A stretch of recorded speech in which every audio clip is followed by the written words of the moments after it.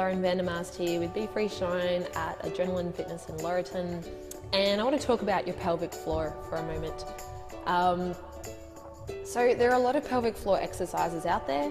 I definitely am big on pelvic floor. I teach how to activate your pelvic floor correctly and train with your core and things like that. But there is something that is so key that people miss when it comes to pelvic floor.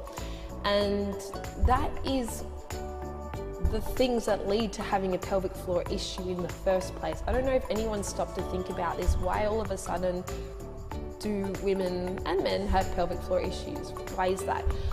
So I'm going to just tell you some of the things that we're doing in our daily life that create issues with our pelvic floor and why we've ended up needing these pelvic floor exercises. And it comes down to little habits. And it has nothing to do, well, not nothing, but very little to do with pregnancy and giving birth. So things that, with the pelvic floor, the thing that you have to understand first is that the muscle attaches to 2 points. It attaches to your tailbone and attaches to your pubic bone. We have habits in our day, which I'll run through in a minute, that pull those points together. Okay, so if you get a piece of string and hold it between 2 points and it's taut, and then you bring 1 point closer to the other, then it's going to be slack, right?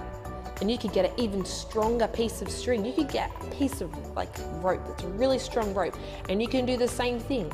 You can have it between 2 points, but if you bring 1 point closer to the other, that really strong rope is going to be slack.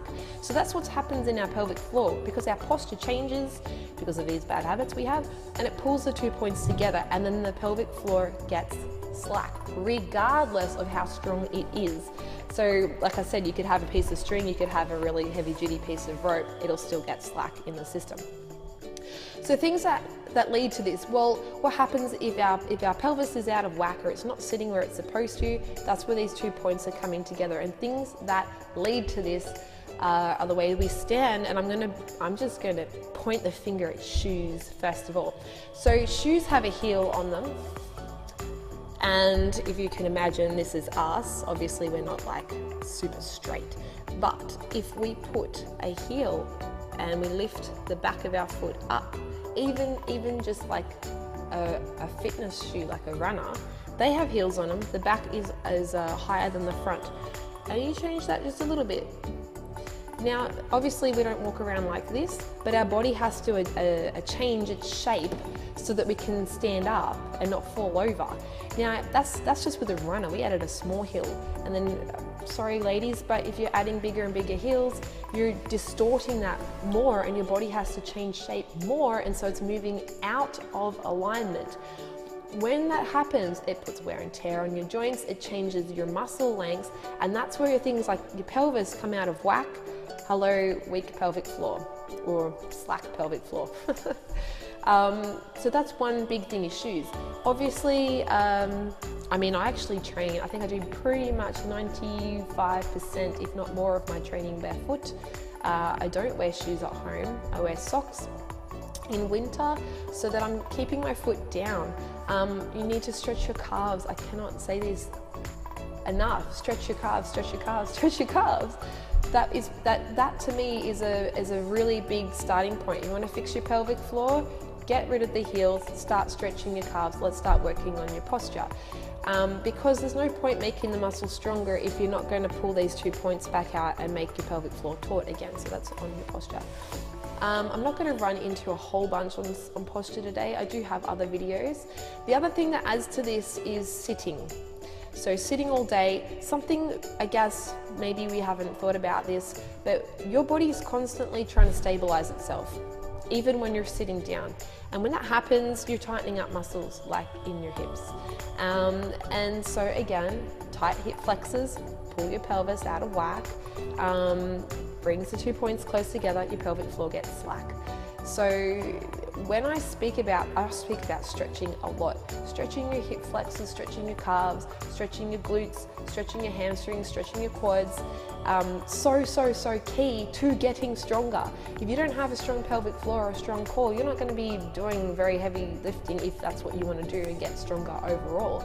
So stretching is a key part. It also helps reduce getting injured by putting you back into alignment, so you're not creating like weak links in your body on your joints, because when you're out of whack and you're loading joints the wrong way, increased wear and tear, guess what? You're increasing your chances of an injury. So if you can work yourself back into good alignment, good posture, you're going to give yourself more of a chance and help strengthen your pelvic floor. So stretching is really, really important. It's all part and parcel. If you have a health and fitness goal, it's not just about exercise, it's not just about diet. I speak about how it comes down to mental and emotional health, but it also comes down to range of motion too. You can't have one without the other. They're all part of the same thing. Okay, so sitting's really bad, heels are really bad, stretch, stretch, stretch. Now, pelvic floor exercises like Kegels, you can do too many. Think of these, think of the big guys you see at the gym that are really boofed up and they can hardly move because they're so bloody tight because they haven't been stretching, they've been doing a hell of a lot of training. That can happen with your pelvic floor too. So a lot of these guys that get really big, they haven't got full range of motion. They've brought 2 points closer together. That happens with your pelvic floor too. You can do too many Kegels and actually pull the 2 points together and make it slack, therefore weak, because you're having an issue with your pelvic floor. The other thing I'm going to tell you about is to strengthen your glutes. So usually we're tucked under, it depends, everybody's different, but the main thing that I see is that we need to strengthen our glutes to help pull that pelvis back out. So like I'm saying, you're pulling the 2 points together. You could have tight hip flexors that are pulling you out. So you want to pull that point back. So that would help to, stretch some muscles, but also strengthen some muscles like your glutes. Now, when I say strengthen glutes, I know you're all probably thinking these exercises you see all over Pinterest and in health and fitness magazines where they're doing 10,000 reps of like these little Pilates moves. I don't really go for that. And I'm not going to show you in this video, but if it is something you want to see more of, definitely let me know and I'll see what I can do. But things like doing deadlifts, like a proper deadlift, things like making sure that when you're bending over to pick stuff up off the floor, well actually you're not bending over, you're doing a squat and you're getting your weight back, you're getting your weight in your heels, you're untucking your tailbone and getting the work to go through your glutes like it's supposed to, pull that point back out.